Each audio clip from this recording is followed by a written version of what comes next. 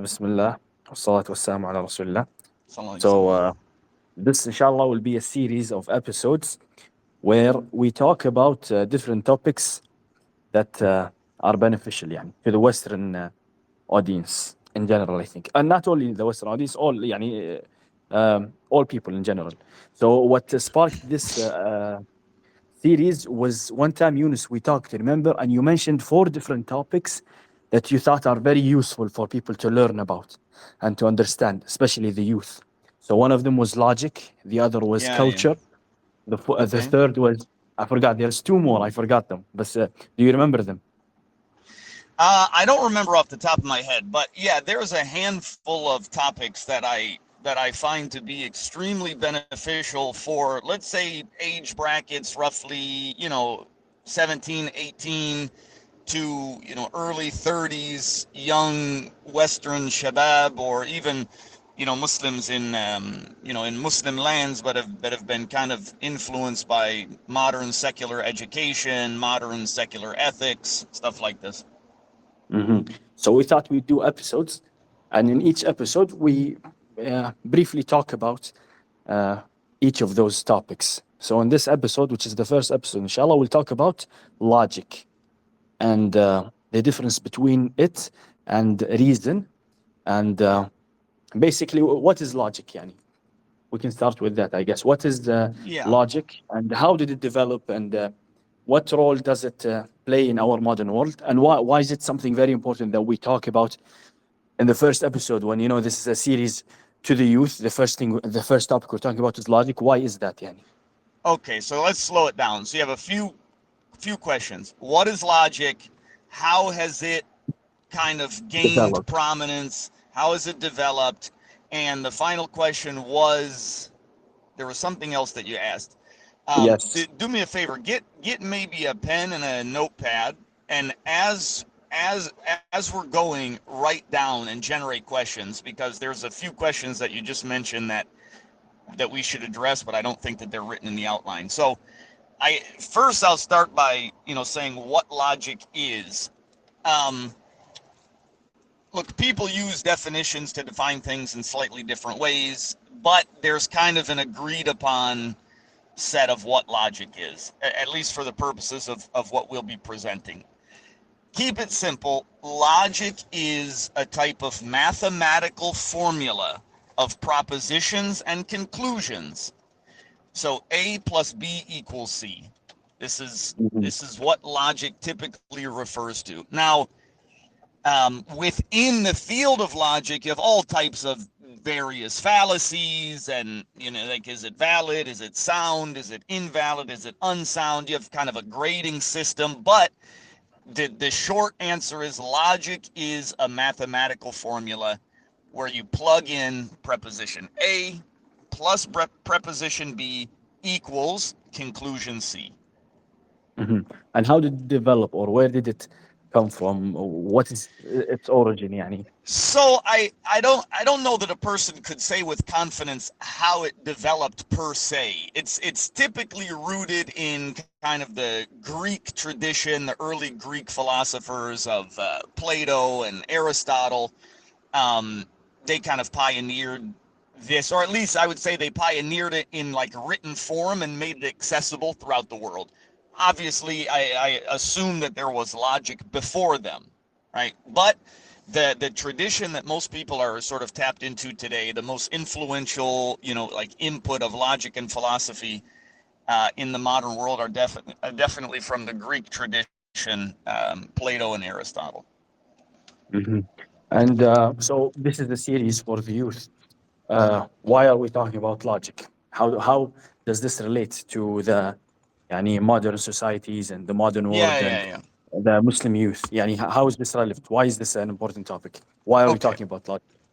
Yeah, it's a very important question, and I would like to kind of set a guiding principle, not only for logic, but for really anything that you involve yourself in, or anything you're thinking about. Anytime you're trying to structure your thoughts, it's good for a person to try to understand himself within a context of sort of a larger story that's being told there.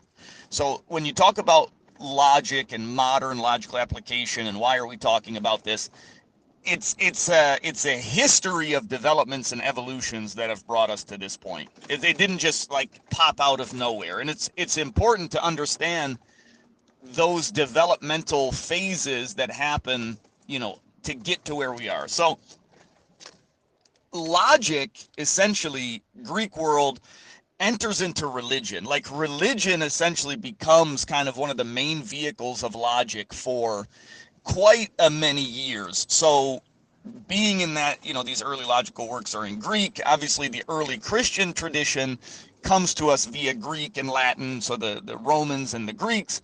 And so there are a lot of scholars that tapped into, these rules of logic and these various types of philosophies to ground their religious tradition. Now, when you get to Islam, in the beginning of Islam, we didn't have this.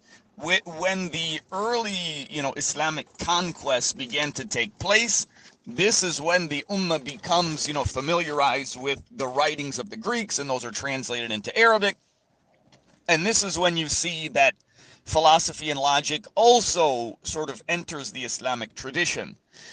And you can see it in many of the various ulum that, logic and philosophy, especially through groups like the Mu'tazila and the Ash'ara, that these people really heavily use logic. Now, that I don't believe Christian logic or Islamic logic are what have brought us to this modern point that we're at.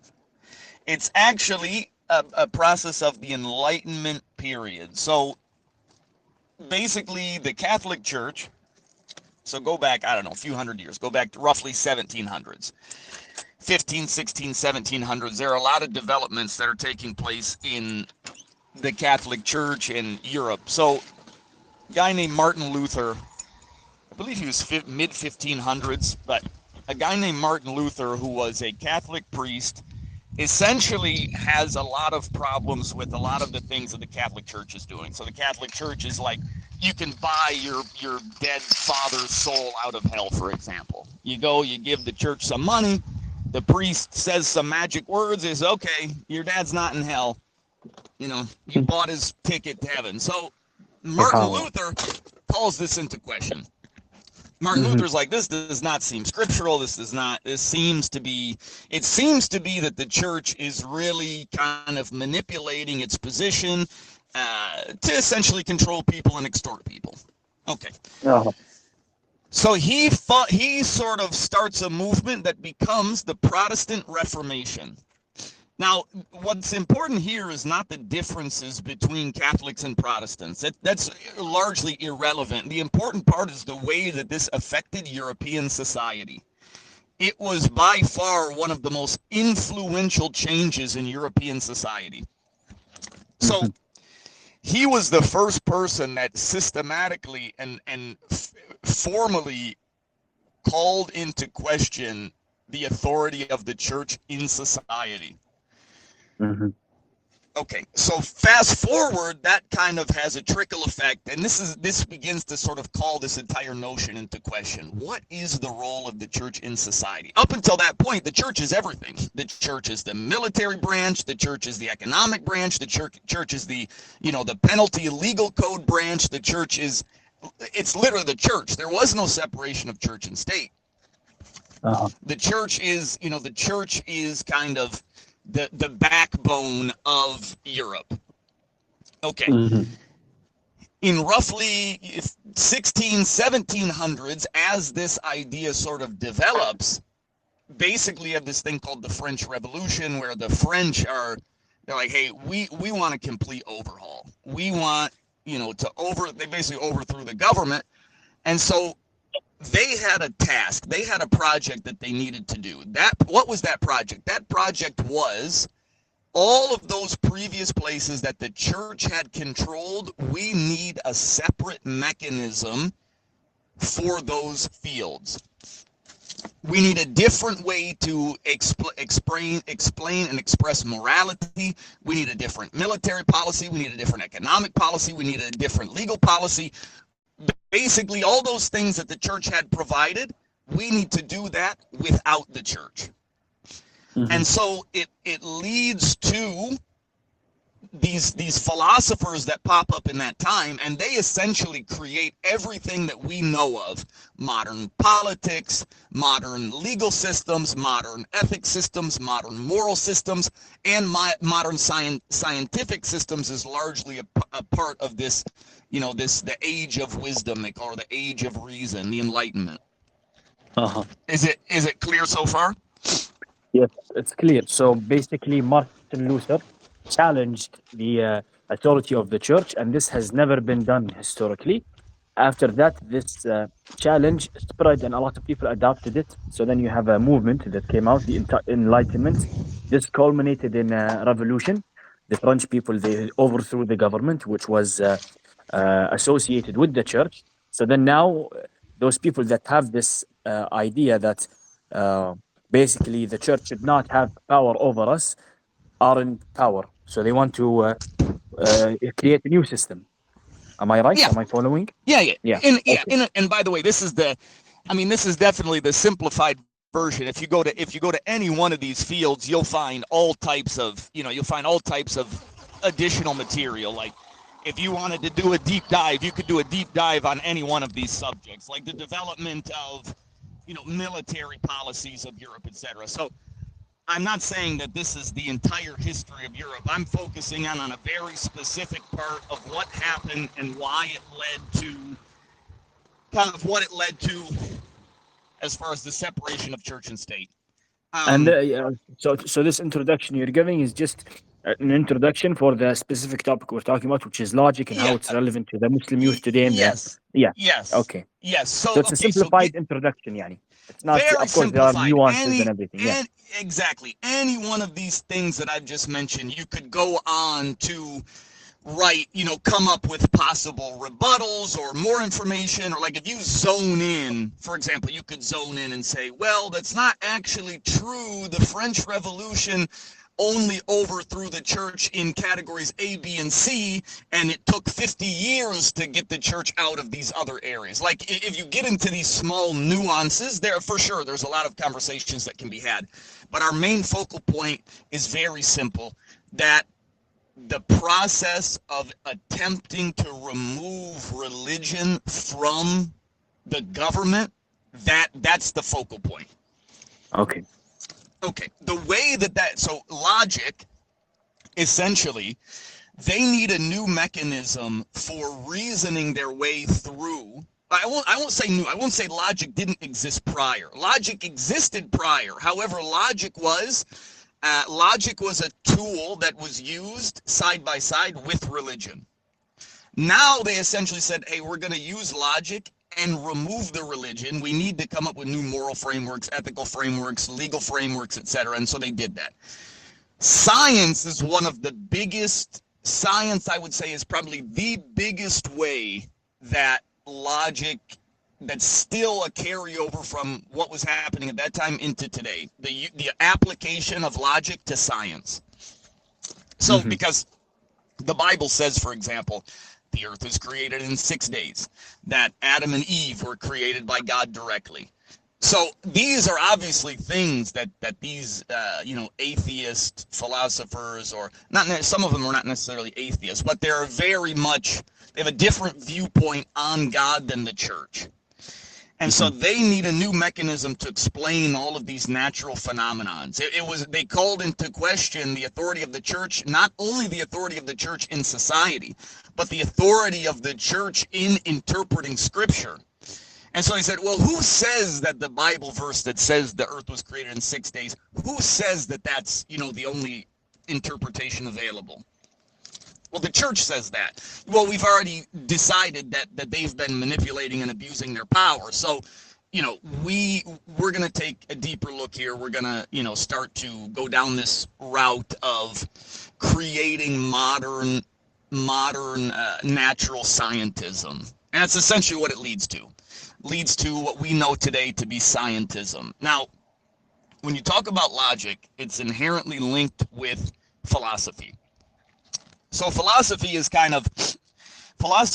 a very broad branch of kind of attempting to reason your way through or think about, these questions of life. What is life? What is truth? what is good. These different types of questions are sort of all encompassing of a branch of knowledge called philosophy. Inside of that, you have one which is called epistemology. So in philosophy, you have a few branches. You have epistemology, ontology, axiology. Think of those each as separate fields, right? Mm-hmm. So like we have social studies, we have math, we have biology, something like that. They're separate fields within the branch of philosophy. So epistemology is basically knowledge and the limitations of Yes, knowledge. What is exactly. knowledge? Yeah. Exactly. Axiology is Exactly. meaning or uh, what is axiology exactly? Value. Value. Do you Yes. have your computer And with then you? no, I have my phone with me. I'm taking notes. Yani, if you want me Yeah, to that would be write good. It note would be something. good. It would be good to take notes, and also we could probably run some quick Google searches because you might be able to pull something up and Google give you a better, quick, off the top of the head description better than me. Yeah. So, but Yeah. focus That in on makes. epistemology. Epistemology is where we want to focus on. Uh-huh. Epistemology is essentially asking, what is The theory of knowledge? knowledge. Yeah. Yes, what is knowledge? Mm-hmm. The average person who's living his day-to-day life, that might sound like a silly question. What is knowledge? Can we even gain knowledge? Is knowledge true? How do we determine what knowledge is and how it's gained? Those questions might seem silly to a lot of people. However, philosophers have argued about them for thousands of years. Mm-hmm. So inside of epistemology now, you have schools. You have schools of thought. So this is very important. I would say this is one of the most important topics that a person needs to track. Philosophy is an overarching field of knowledge. Inside of that, you have categories: axiology, ontology, epistemology. Inside of each of those, you have different schools of thought. So in epistemology, you have empiricism and you have skepticism, and there are others as well. Empiricism is essentially the claim that knowledge is gained through the senses.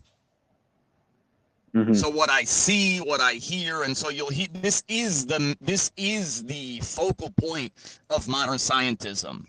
That knowledge is what we can see, what we can prove, what we can put under a microscope, what we can observe. Now, most people, they have adopted this stance on knowledge. Most people would agree that, yeah, knowledge is what we can perceive and what we can absorb, and science is true because I can put, I can put a microscope and I can look at something and I can see it, therefore it's true. What I think is the most important thing for people to know is that this is just a branch of a single category of a larger field. Like it's a school of thought. There are other schools of thought. Neither of them in the thousands of years have been able to prove the other wrong, so to speak. Mm-hmm. So skepticism, let's refer to skepticism as sort of the opposite of empiricism. Skepticism would say, well, how can you guarantee that what you're seeing is accurate? Is it not possible that your senses can be manipulated? How do we, because empiricism it essentially appeals towards this idea of objective truth. I put a petri dish under a microscope, I see it, that is true, it's objective, it's not subjective. The skeptics ask a very reasonable question, which is perception not subjective in and of itself? How can it be the case that you're appealing to an objective reality? Your own lived experience is subjective. Yes. Okay, so these are two schools of thought: empiricism, skepticism, inside the branch of epistemology. The only reason that most modern people in the modern world follow empiricism is not because it's more true than skepticism. It's not because it's more well thought out than skepticism. It's not because the philosophers argued and they all finally agreed that empiricism is true. No, not at all. It is the chosen philosophical school that the Europeans used when trying to get the church out of their internal affairs. It just And it so got happened that it was, state-sponsored backing. yeah, They chose that, and that became the dominant trend. yeah. Okay, so then you had basically this allowed a rich basically tradition to be developed, right? Which is basically the modern tradition that we have now. Science, all the different Yeah. fields being built upon Yep. empiricism. Yep. It could have been another way. It could have been, them adopting a different school and then interpreting everything and building complex enterprises based on skepticism, for example. Yeah, 100%. 100%. And the evidence for this, something we can mention, is basically we can go back to that time and bring all the competing different worldviews and systems that people have created from different schools. And then you can see all of them had, basically, there is no one that basically, is more reasonable than the other.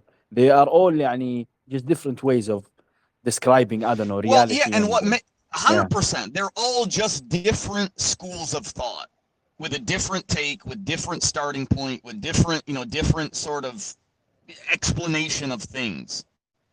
So this is the biggest mistake that people make. Science is true because of observable data. This is the largest mistake. Look, the vast majority of the opinions and the positions of the empirical school of thought, the vast majority of them are unprovable presuppositions. Okay, what does that mean? It means in order to put together an argument, go back to logic, in order to put together an A plus B equals C argument, it requires that you like to put that formula together, it requires that you have definitions and presuppositions before you even build your argument. So preposition plus preposition equals conclusion. That's logic. There's something that most people don't pay attention to, which is before you get to a proposition, you have a presupposition. A presupposition, think of it as kind of a core tenet that cannot be called into question. It's outside of being, it cannot be proven, it cannot be tested, it cannot be investigated. I'll give an example. In the school of empiricism, there's a presupposition that suggests that things will continue to behave in an unobserved state as they behave in an observed state. So by that, I mean, we take a carbon atom, let's say, we can weigh it, we can look at it, we can see it, we can determine its half-life. In order to do that, we have to observe it. The presupposition is that this carbon atom will behave the same way when it's unobserved as it behaves when I observed it.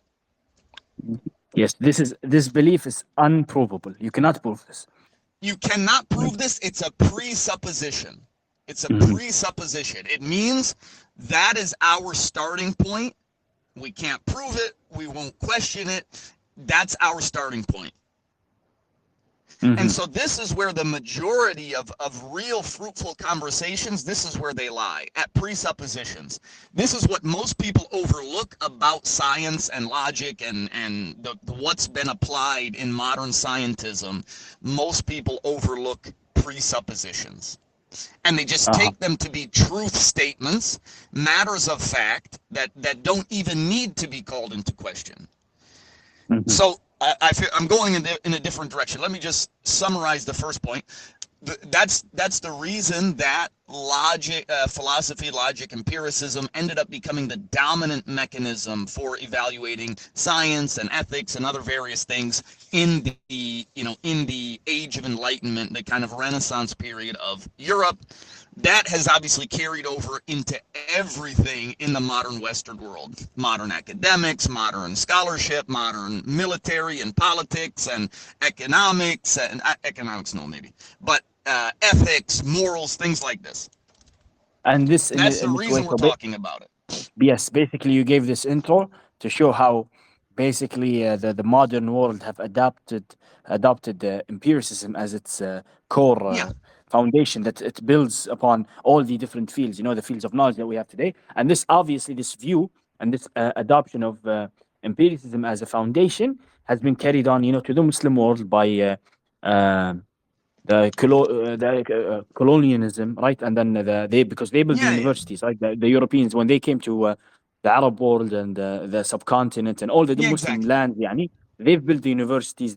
Have established all these things. A lot of Muslims and the founders of those universities went to Europe to learn these things. So basically, this is how it spread, and it became Yeah, yani and I global. would argue, I would argue that there is no. I would argue that the Western world is the dominant trend everywhere in the world. Like essentially, the Europeans kind of cookie cuttered, democracy and the way they have government structured and out, the way they want schools to run and all of those things like that has been exported to everywhere in the world. 100%. Yes. Right. And so this has guided the majority of people to think in this way. And so the Hmm. majority of people, they use logic as their measuring stick for everything, for truth statements, for morals, for ethics, for science, for all of these things. It's a part of the educational system.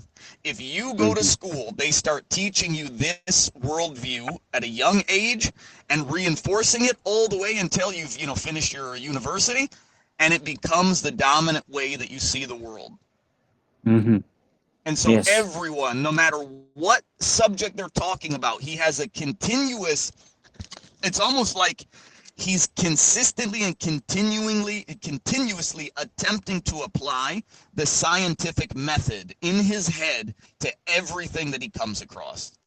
To a Hmm. conversation about God, to a moral conversation, to a scientific conversation.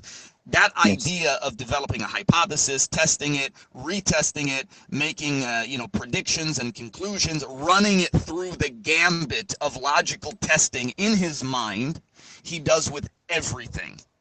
It's Mm. become a disease that most people unknowingly carry.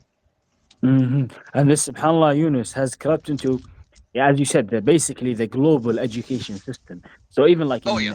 in Islamic, quote unquote, schools, right? Schooling systems in the Islamic world, it has been affected by that also. Like, for example, in Al Azhar and the big universities, they adopted the system and they started teaching yani, science, chemistry, physics, geology, Yeah. and all of those fields, as you just described now. They are basically a fruit of um, the revolution that happened right in France, and all those branches of knowledge Oh that yeah, were, yeah. were built upon their foundation that they've adopted, that is philosophical, that is unprovable, which is empiricism. So when someone learns all of those fields in school, it seems like it's just, so basically the the trick is that people are tricked into thinking that this is just a description of reality. So when they learn about physics, Yeah. when they learn about chemistry, whereas in reality, this is basically the empiricist's uh, description of reality. So then the Well, person, what happens is, huh? yeah, go ahead. Yeah. So what happens is that the person ends up growing up with this empiricist mindset, and then he equates it to reality itself. Whereas he's just putting on the empiricist glasses and describing reality through it, but he cannot understand that basically this is built on suppositions that are unprovable and that basically could have been Yeah, a obviously they won't different way. teach you Yani. that part. Yeah. Yeah, exactly. Obviously Yes, they're of not going course, to teach you 100%. And you that this don't is learn that unless, unprovable, yeah, unless but basically. Mm. you will learn that once you get, look, if you continue with your studies, once, and you can answer this question better than I, once you get into these higher levels of master's degree and PhD in these scientific fields, this is the first time that they will begin to tell you, yeah, to be honest, we have these sort of presuppositions that we don't really call into question. This is the first time you'll get into a field called the philosophy of science. Hmm. And the philosophy of Yeah. science, when you begin to read and sort of investigate, like, okay, what's kind of behind a lot of this scientific method, this is when you'll begin to realize, like, wait a minute, this is philosophy. Like, this Mm. stuff is unprovable. Like, there are a lot of doubts here. There are a lot of presuppositions. There are a lot of things that cannot be proven by the scientific method. The scientific method is not step one, as we had previously been taught. The scientific method is step 2. Step 1 is a large framework of presuppositions added together in a very specific way without being called into question. Mm-hmm. Yes. I Subhanallah. mean, So you how have did your degree in you have your degree in this stuff. What do you think about when you got to these higher levels, when you got to the philosophy of science? Like what did you think when you started to look into that stuff? Yeah, honestly, Yunus, this is the thing. Even in the higher education, even when I did my master's degree, for example, in evolutionary genetics, we did not go through philosophy of science. I did that on my own because of, يعني, curiosity, and some people mentioned the importance of it. So I don't. I went on to read some textbooks about it, and And what did you think what they about it? do is, yeah, obviously it's eye-opening. يعني. It makes you, يعني, it changes how you look at how you view these sciences, and how you view these fields of knowledge. You just view them as practical tools. You don't view them as representations of reality, or truths with capital T, يعني, as 99.9% of people do, يعني, in this world. Yeah, exactly. Once you study the philosophy of science, it's very hard to maintain that, that the way you looked at science, in high school or early college levels. Like once you get into kind of a more in-depth study, it becomes really hard to maintain that. You begin to realize, like, wait a minute. How do I prove that a carbon atom behaves the same when it's observed as it does when it's not observed? How do I investigate that? How do I prove that? And Yunus, You I'll tell don't. you something. A lot of people, what they do, يعني, you'd be surprised that a lot of professors, and they basically they avoid these discussions because they don't care about them. Yeah. They say, خلاص, it's useful, it's practical, and this is the philosopher's job. I don't know, why do I need to go through all of these discussions and think about them and stuff? You know what I mean? So Yeah. whereas, So, by the for way, example, it's not a problem. By the way, I'll yeah, say what I don't mean to say that it's like some giant moral evil that they're doing by hiding these presuppositions. I would argue that every single framework in existence is built upon unprovable presuppositions. hmm, Everyone is in the same boat. The problem is not to say, oh, you guys are using presuppositions, therefore you're wrong. No, that hmm, that would be a perfect example of the type of logic that I'm warning against. I would simply say, hey, you have these blind spots and these presuppositions. Take it easy. Like yeah, you can't argue for holding truth of the capital T in your hand when you're unable to deal with these presuppositions. Now, I hmm, may be in the same boat. I may also have presuppositions, but that's fine. I'm not presenting it as some type of contradiction. hmm, yes, because the scientist, يعني, basically, it starts with yeah, most of them, they don't know that they have presuppositions, so they think they're just describing reality in an Yeah. objective way, and they don't think that they have يعني, subjective, for example, problems, or that they have presuppositions. They don't think like that. They don't know that they have these things. Whereas, for example, the Muslim, he tell you, we have the fitrah, خلاص, يعني, for example, the fitrah proves the existence of God. This is something like a musallama, like this is given. We don't Yeah. argue about this point, and he concedes. So he tells you this. A Muslim will tell you this. He tells you. Yeah. Whereas, yeah, in an Islamic academic, يعني, basically, discussion. This is a musallam. Allah Subhanahu wa Taala in the Quran doesn't even argue this thing. They say because it's a given or something like this. Yeah. But them, they don't think this way. Yeah, that's the problem. So you're saying their problem is they don't view these presuppositions as presuppositions. Yeah, they don't know that they Well, exist. so the problem is there's a few different problems. I don't have a problem. Like I wouldn't sit down with a scientist and be like, "Oh, you have presuppositions."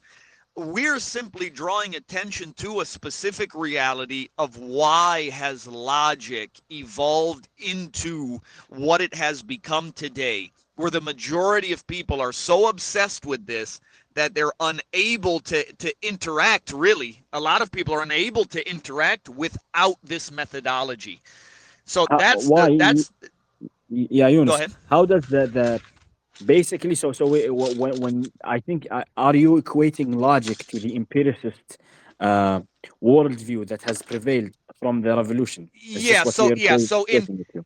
in this, okay, so what I'm saying is logic is the backbone of that system. That's what I'm saying. And I'm saying Okay. by learning, let's say, the scientific method, by not only learning it, but obsessively framing all of reality into the scientific method. And by the way, you might not agree with me, but people use the scientific method for it's a training mechanism. They've been trained, and it's an obsession. When you're talking about something moral or ethical, it's as if he's attempting to run that through some kind of scientific method in his mind to see if the statement you're saying is true or not. I'm saying that's a product of the way that the modern educational system is taught, primarily science and the scientific method. And that is the reason that has guided the vast majority's people of the way that they think. This is, for me, this is the problem. Mm-hmm. And what is the what is the, you say, basically it handicaps the interactions that people have and the discussions that they have.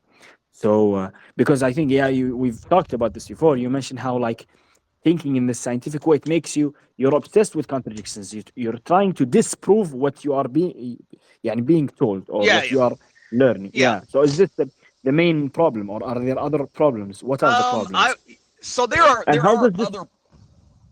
Yeah. Yeah, What are the problems? there are definitely more problems. There are definitely several problems, but I would say, like, one of the biggest, I'm not going to say it's the biggest problem, but I will say that it's the easiest to pay attention to, and once you learn this trick, you'll begin to see it. You'll begin to notice it.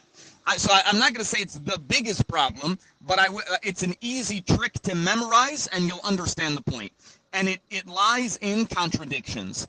So anytime you find your own mind, you're listening to your opponent, whatever it may be in, whether it be science or ethics or whatever field you're discussing, you listen to your opponent.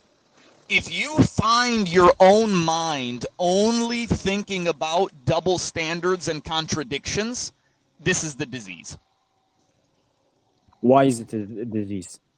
Okay, so this obsession, someone So says something, so, oh, that's basically, contradictory because, yeah. the person, yani, who does this, he says, I'm thinking critically. When I hear something, No, no, I yeah, but cannot no, just it's not believe. critical. Yeah, No, I it's cannot not just critical believe at all. everything I hear, right? I need to, yani, put it through scrutiny and think about it. So when someone tells me something, I have to Exactly. challenge You know it what in this my sounds mind like? before I take it. This sounds like the scientific method.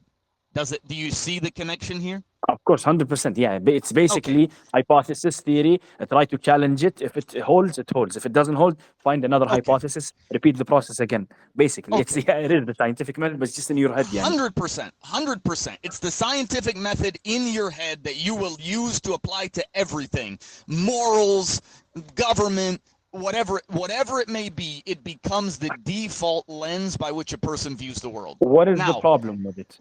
Yeah. Why should I Okay, so not think this way? so there are several different problems. But let's address this idea of critical thinking. I will say that if you expect yourself to be a critical thinker, if you expect yourself to be quote unquote intelligent or sharp or smart or be able to spot things and add them up, just try a simple trick. Anytime you're debating your opponent, instead of looking for the contradiction, whatever contradiction you see, attempt to find a way to resolve that contradiction in your own mind. And this will lead to this is far more accurate to call as critical thinking. I see an apparent contradiction and I attempt to work it out. I attempt to say, okay, it appears to be a contradiction, but if I add A, B, or C to the equation, it can make sense. There are ways that this could make sense. And when you do that, you'll see that the contradiction that you originally thought was so evident is actually not that evident. So you ask me, what's the problem with contradictions? The biggest problem with contradictions is that they're relative. Contradictions are relative. What are they relative to? They're relative to your presuppositions, your definitions. For example, let's talk about hijab, let's say, where, an American person will say, well, you say that, in Islam, women have value, but you make them wear hijab. Isn't that a contradiction? You're like, why are you viewing this through the lens of contradiction? In order for that to be a contradiction, you would have to have a whole mental framework about the presuppositions, the definitions. That one of the main presuppositions that you would have is that telling a woman how to dress is somehow controlling or abusive or inappropriate. And so that contradiction only makes sense to your presuppositions. It's not actually a contradiction. The contradiction is created by your own mind. Yeah. So but this is, whereas if the person, so this is the problem of, I guess, this is the problem when he doesn't think about the presuppositions, when an individual doesn't. So if this person have run through the exercise you've just described, so he says, okay, it's a contradiction. For example, Muslims say a woman should wear a hijab, and at the same time they say women's have value. There's a contradiction. If he works his brain enough, he say, why do I think there's a contradiction? Because women cannot have value and be forced to wear hijab. Okay, exactly. So why am I assuming that? So he thinks about he would think about the assumptions he'd have. He'd try to see what assumption maybe the Muslim would have differently, and how having a different assumption would lead to this two statements not be contradictory to each other. 100%. So this is a more intellectually it needs a higher intellectual effort, but in the it will make you understand the person in front of you and how they think. Yes, it will require a much more in-depth analysis of your own presuppositions, your own definitions. It will require you to think more critically if you attempt to remove the contradiction. So you think in your mind, well, okay, let's pretend for a moment that it's not a contradiction. How could it be the case that a Muslim says that women have rights and value, but they also tell the woman that she has to cover herself? How could we remove this contradiction? Well, one, we could say not having an absolute freedom of dress has nothing to do with value. It has nothing to do with value. Also, this idea of control, maybe these ideas of control, that control is somehow abusive, maybe that's a wrong presupposition. Maybe that's not a good starting point. Maybe instead, if you look more critically, you would say, well, I don't know. I think that there definitely needs to be mechanisms of control in society. That's what prevents anarchy. And so for the person that thinks he's a genius because he picked out a contradiction, it's intellectually weak. It's like, bro, what are you 10? Like that's the mental skill set that someone figures out by the time they're 10 years old. Mom said I can't eat cookies, but mom eats cookies. That's a contradiction. It's like, bro, your mental state is a child. Yeah, that makes sense. Whereas this is a very good point, Yunus. Whereas the greatest scholars, the greatest minds that existed are people that basically built intricate frameworks to resolve apparent contradictions. Basically, صح? Yes. So basically, all the scholars, all the theologians, and all of those people, what they do is they build a worldview. And then, of course, if you have presuppositions and stuff, there will be apparent contradictions. Their intellectual superiority appears when they are able to resolve those contradictions within their starting points and their intricate framework that they've created. This is, 100%. basically high intellectual exercise, not just pinpointing a contradiction. Yeah, that's And you will find, I just want to add this point, you will find that the vast majority, I'm talking like 99.9% of things that you are labeling as a contradiction are not actually a contradiction. The vast majority of things that you're labeling as a contradiction are not actually contradictions. And the reason for that is very simple. It's because contradictions can't actually exist in reality. Like, you can't actually have a squared circle in reality. It's a non-existent thing. Contradictions are sort of theoreticals because they're not able to actually exist in real time. And so the vast majority of things that you think you're seeing or witnessing a contradiction, The vast majority are not. Hmm. Okay. And okay, that makes sense. I think يعني we have a general understanding of logic, why you think it's problematic to have it as your foundation. And okay, so uh, okay, so we said basically the world is obsessed with this logic, صح? It all, يعني Yeah, this yeah, is its it's bad. foundation. It's People, bad. this is how they view everything. Everyone from يعني Westerners to Muslims, right? In Muslim land, Yeah, it's most of bad. people. It's صح? bad. Okay, so what are some of the manifestations of this obsession with logic? For example, the debates, the contradictions. We've just mentioned this one, but debates, that comes to mind. Is there something else that comes to your mind? So I'll Of say, if you look at debate culture, like let's say the YouTube da'wah type stuff, and by the way, it's not only like in religious debate, it's everything. It's gender norms, it's religion, it's, politics. you know, ethics, it's politics, it's more, just pay attention. The, the vast majority of people make this appeal to contradictions and double standards. It's to the point where you're like, are these people obsessed? Are they obsessed with this? It seems to be, it becomes the only way that they know how to think. Mm. And so the ramifications of that, like, what does that do wrong? Well, it does a lot of things wrong. You end up convinced. So here's an example. Here's one example. You end up convincing yourself of points. You make a mental framework in your head of such and such a thing being a contradiction, and you sort of lock that into your head. You've sort of set your thoughts about it. Okay, this is a contradiction because of that. You've checked the box. You're good on that topic mentally. There comes a point in time when you realize that you will reassess your own presuppositions, and you'll say, wait a minute.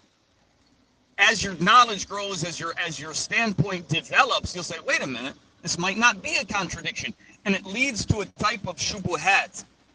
If you're thinking about something, you've agreed upon something in your mind, and then you start rethinking it 2 years later.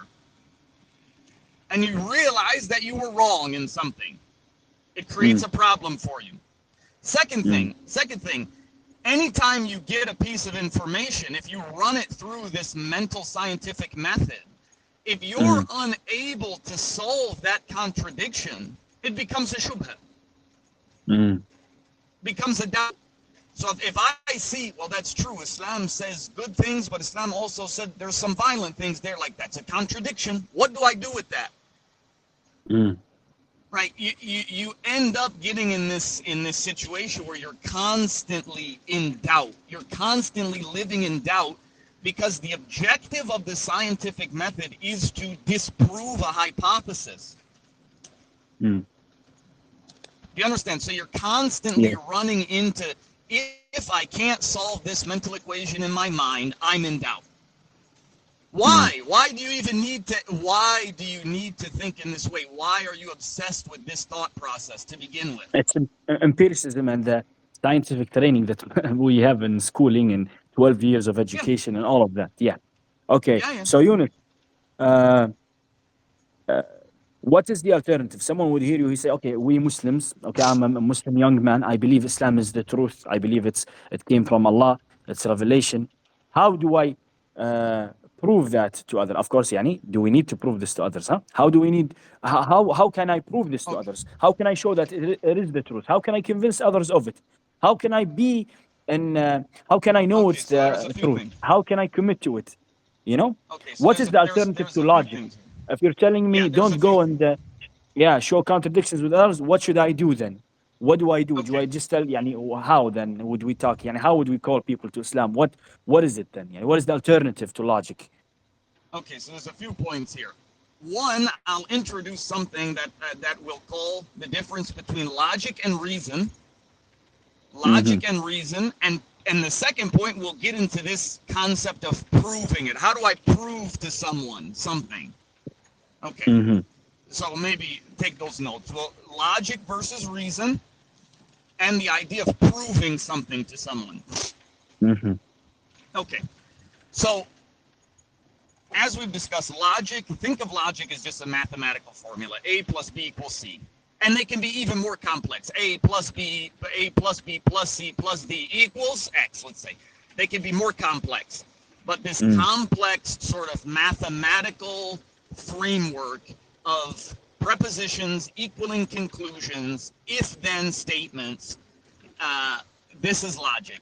Reason would be more so attempting to appeal towards the natural reasoning faculties of a human being without the need for this mathematical equation. Right? So, because the mathematical equation demands from someone that the outcome be proven or disproven. So I need to, this is true or not true.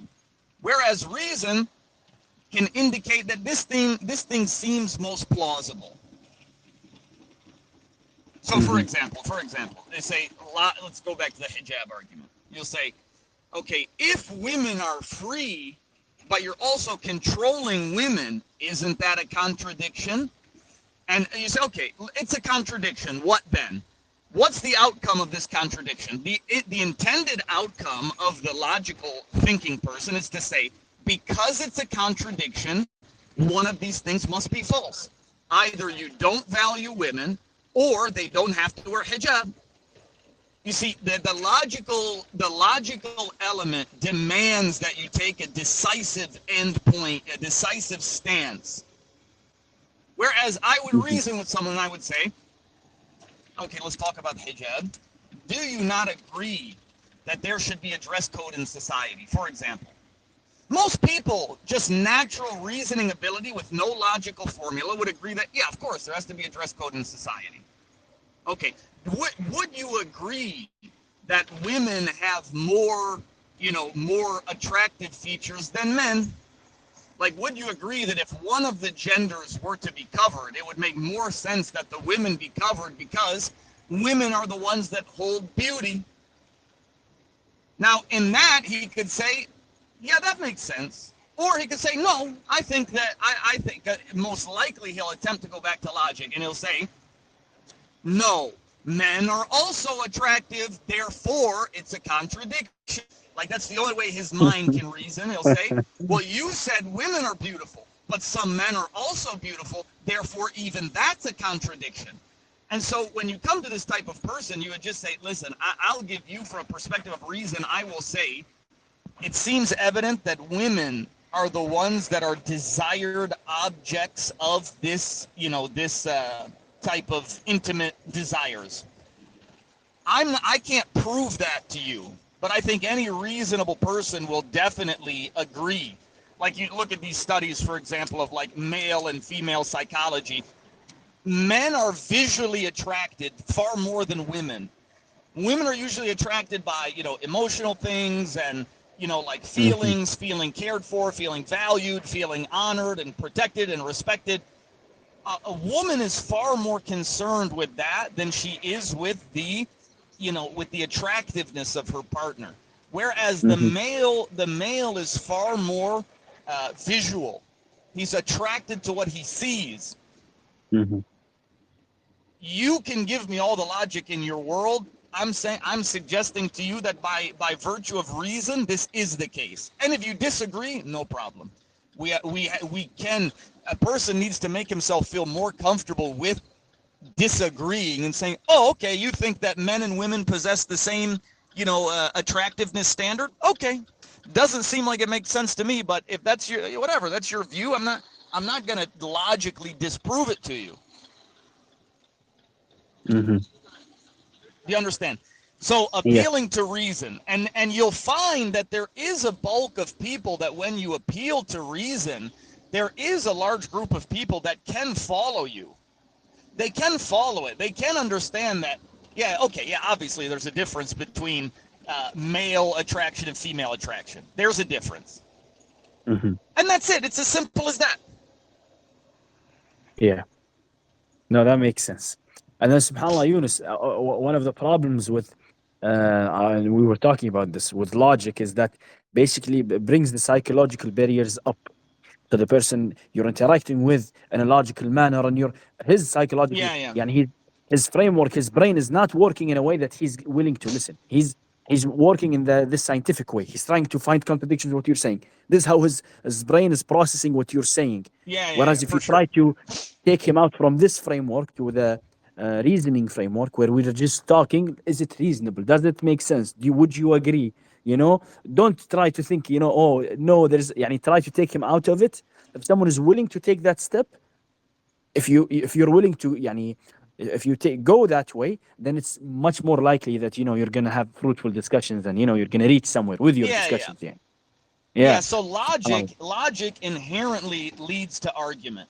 Inherently. yeah, yeah. And so when you get into these logical debates, this mathematical formula of trying to disprove your opponent or prove your, by the way, a person should just remove this word from their vocabulary. I'm going to prove it. I'm going to disprove it. This doesn't exist. Uh-huh.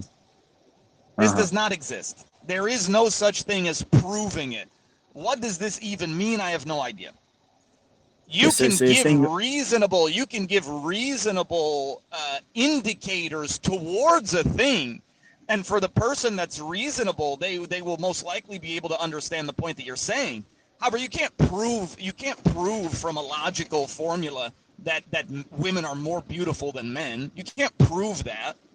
okay, is the reason for not being able to prove anything because of what you just mentioned earlier is that every worldview, every system, every religion is built upon presuppositions. So you do have to Yeah, concede presuppositions. There is no such thing as exactly. proving 100% because in the end you will have things that you have to concede. And these things we have to go back to Exactly. reason. When we go to the presuppositions, Exactly. when we reach the presuppositions level, we're going to be talking about is it reasonable? Would it this may or you're not going to be like, I'm 100%. going to prove to you the assumption of continuity, or I'm going to prove to you, you know, no, these things, it's not about proving. It's about just, yeah, reasoning. Okay, Yeah, so this is I what mean, you mean, look, huh? so logic is very black and white, cut and dry. I think Mm-hmm. again, most people would agree that there are always subjective nuances to things. Even we could argue for hours about the definition of beauty.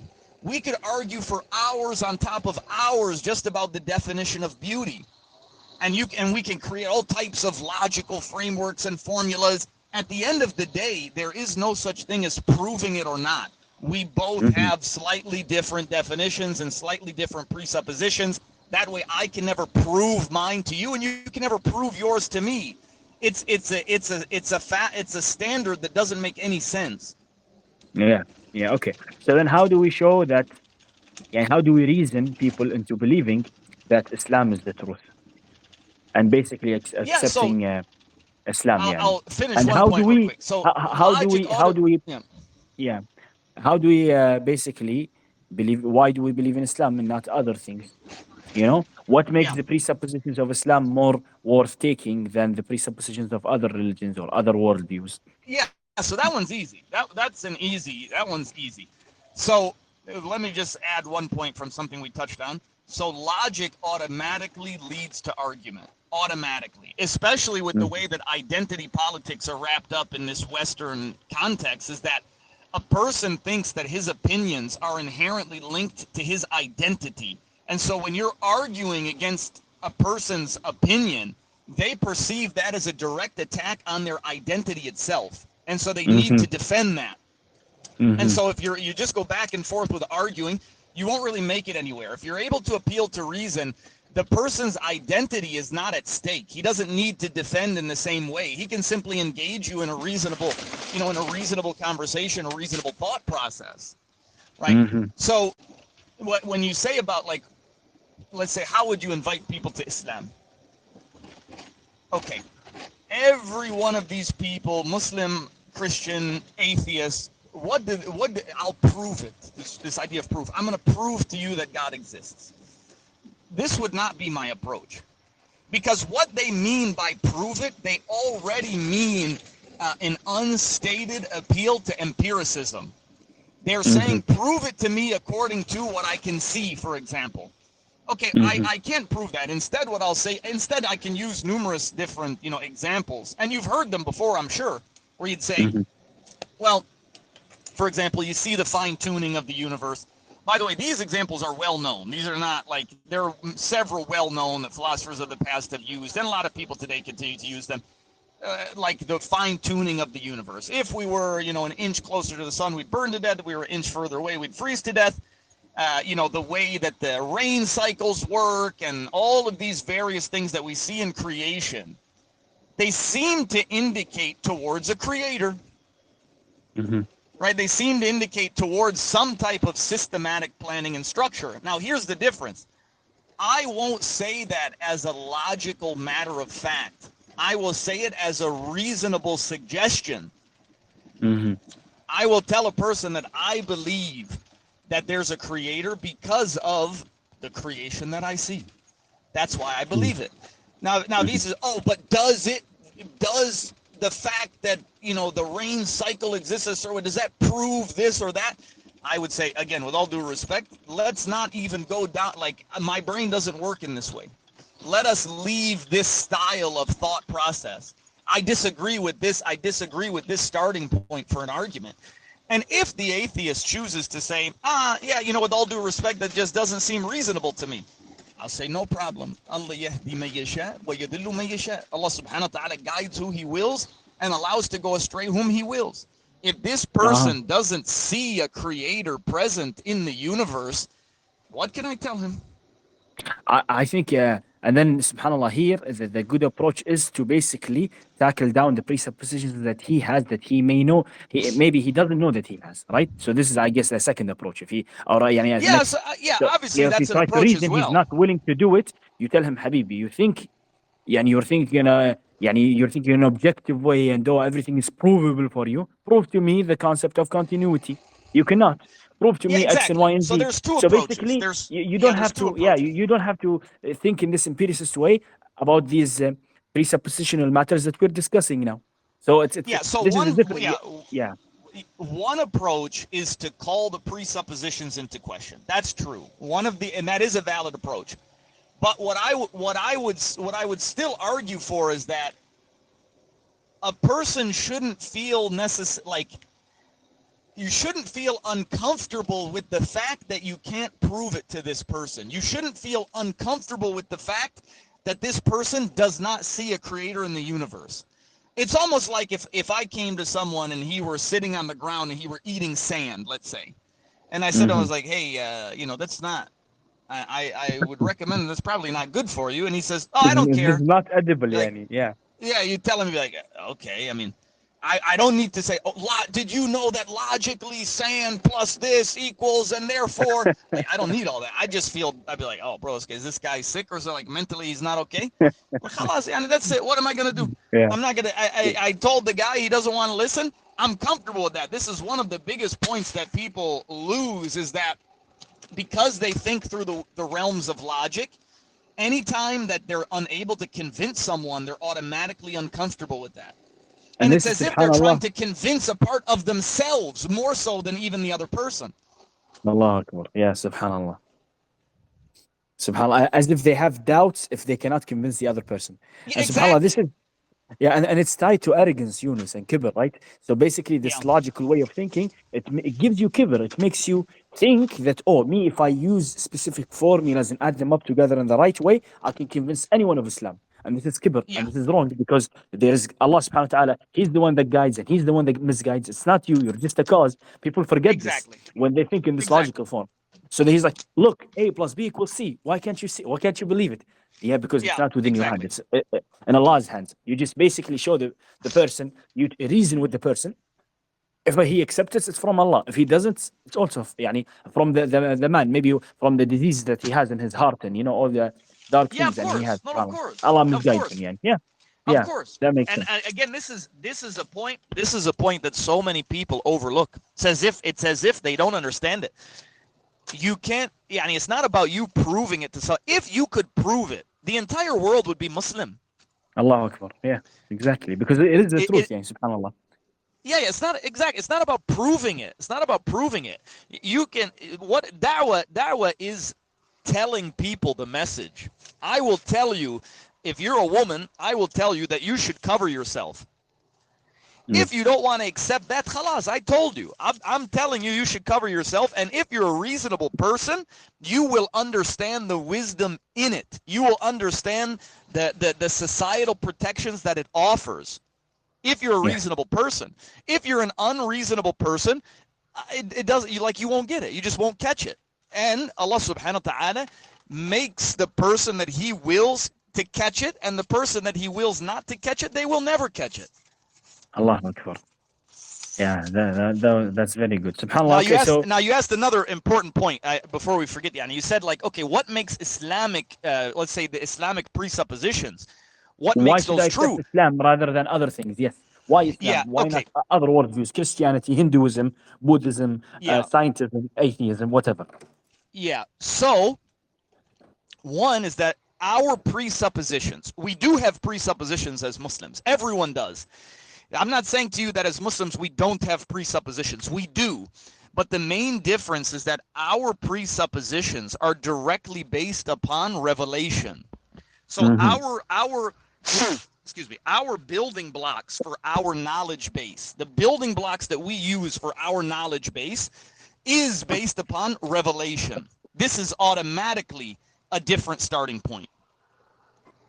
So because there's only so many possibilities that a thing could be. There's only so many possibilities that, so for example, we have the Quran, we have the Hadith. Those are our data points.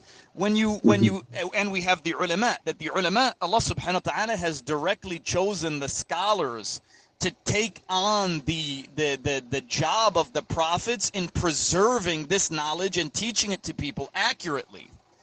And so because of that, there are only a handful of possibilities when you add up the various, let's say about a certain subject, you add up the various ayat, you add up the various ahadith, you add up the various, opinions of the scholars. It's a very limited possibility of what it could be. That's how you know that it's certain. Yes. It's not open-ended. It's not a free-for-all of millions of different possible interpretations. No. It's very restricted. It's very restricted. The language itself. Yeah. Well, so no, Yunus, a step. Can you hear me? Yeah, I can hear you. So, wait. A step before that. So basically, from in the beginning, with with atheists and stuff, with reason you can show that Allah Subhanahu wa Taala is there. And with reason you can show that he's wise. With reason that you can show that there are prophets. With reason you can walk step by step. خلاص, it's easy, as you said. It's not like it's infinite possibilities of no. It's easy to, with reason, to reach Islam and to reach the truth. Basically, this is what you're saying. Yeah, and then so you said, like, for example, why not? Okay, so like the Christians claim that their presuppositions come from a revealed source as well. That's what they claim.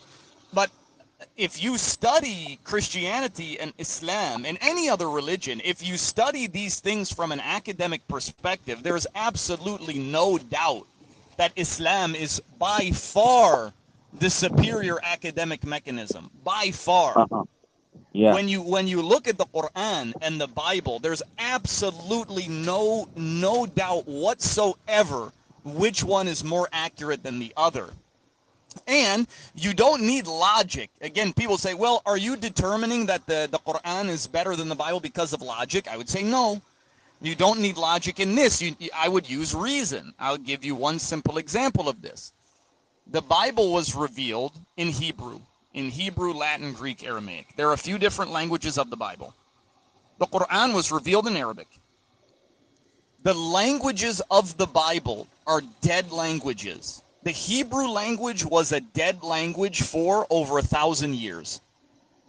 The Arabic language is one of the largest spoken languages in existence.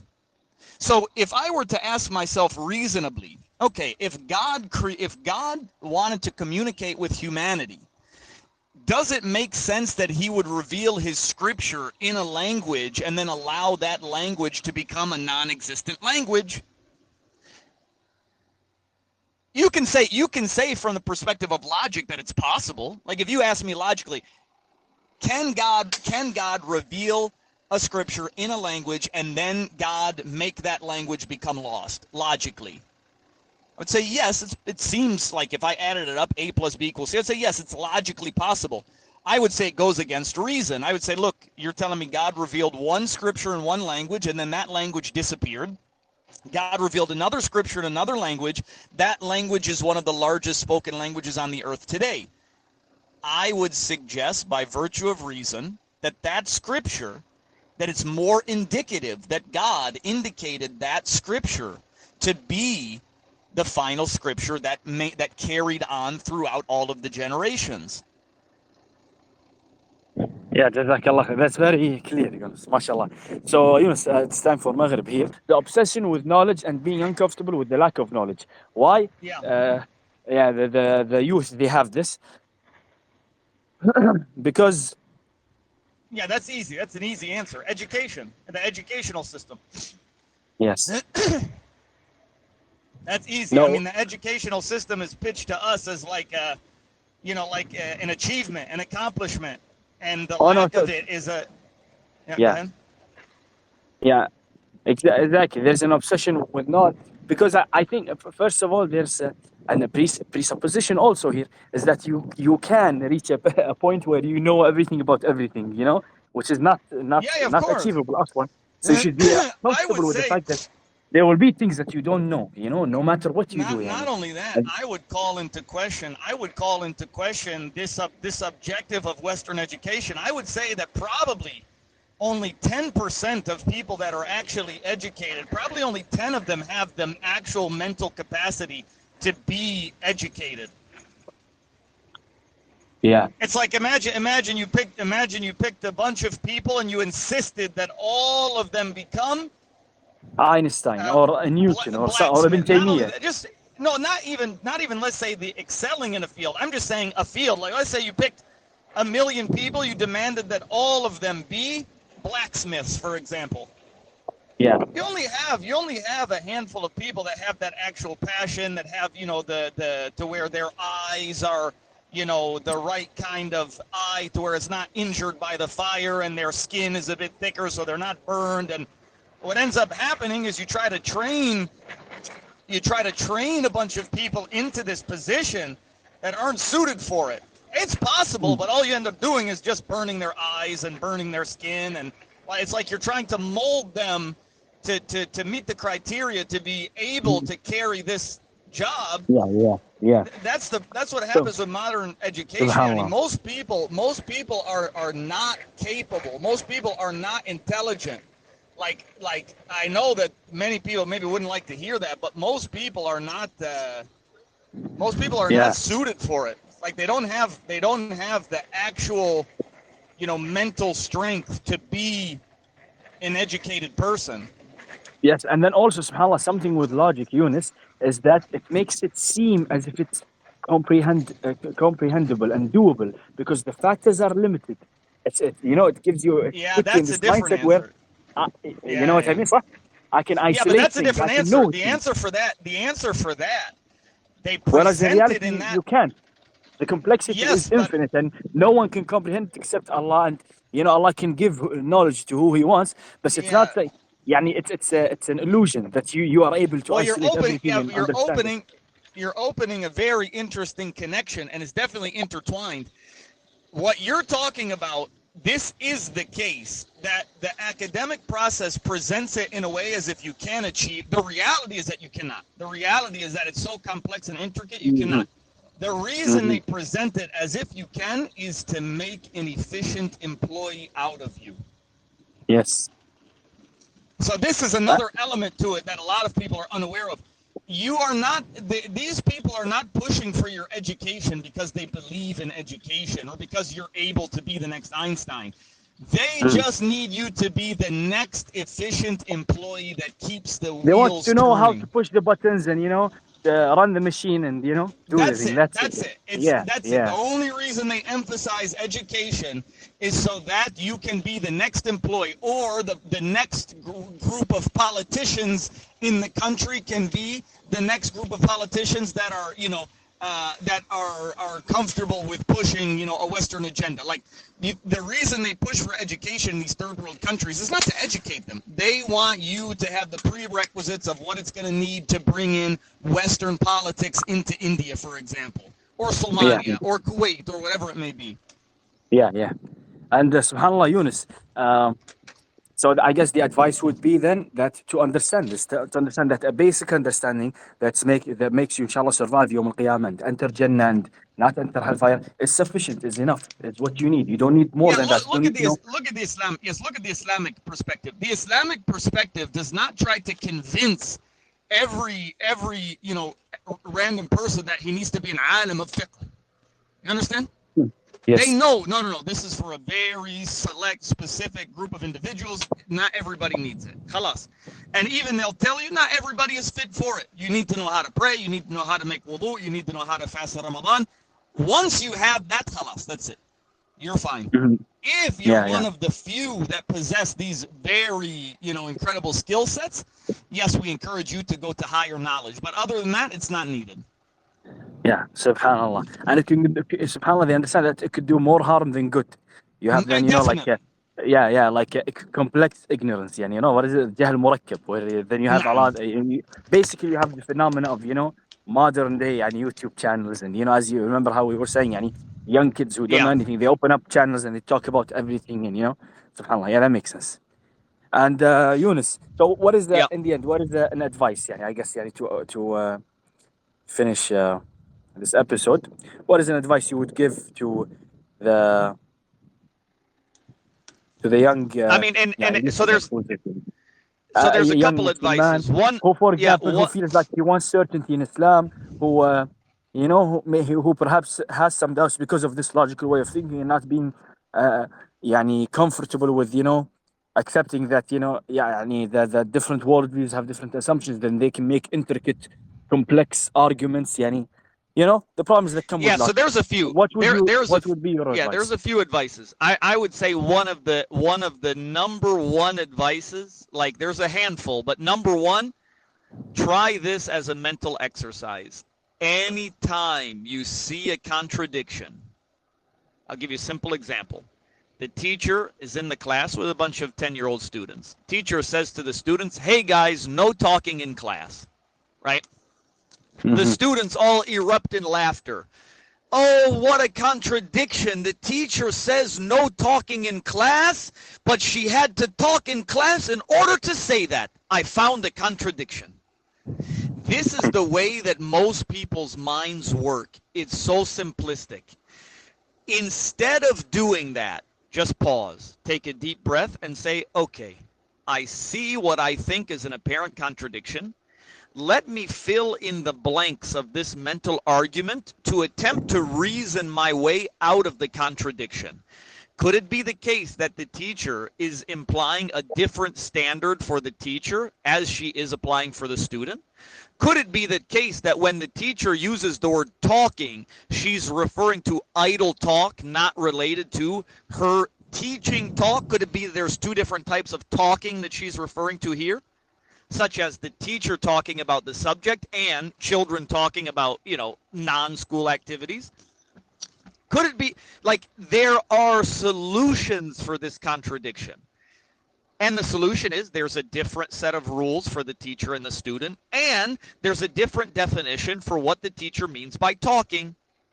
This is a far more valuable exercise of your mental abilities than, oh, the teacher said no talking in class, but she had to talk to say that. Boom, contradiction.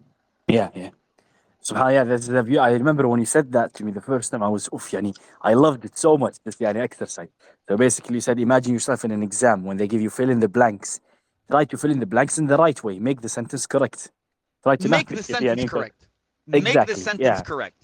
And what you'll notice is that, you know that school exercise where they'll give you a sentence and there'll be 2 or 3 blanks and you have to fill in the sentence to make it work.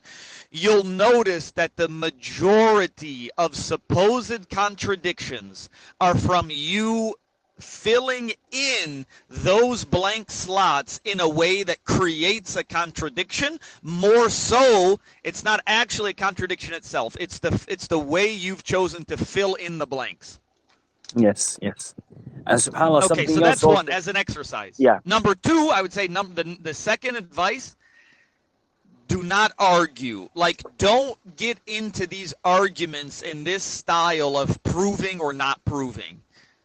try, if you're going to have a conversation with someone, try to appeal to reason and not logic.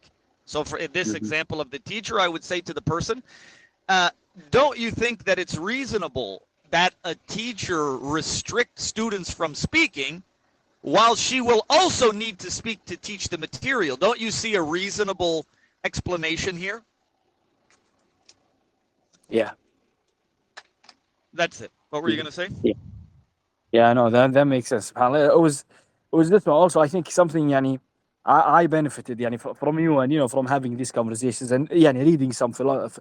Yani, basically, think about these matters is that you need to be comfortable with yani, the fact that you will not know every single detail in every single yani, false worldview. For example, the Hindus, you cannot know every single detail on how they answer things. You should be comfortable that they have a complex worldview. There could be, hundreds of thousands of books that they've written on, different topics that they have.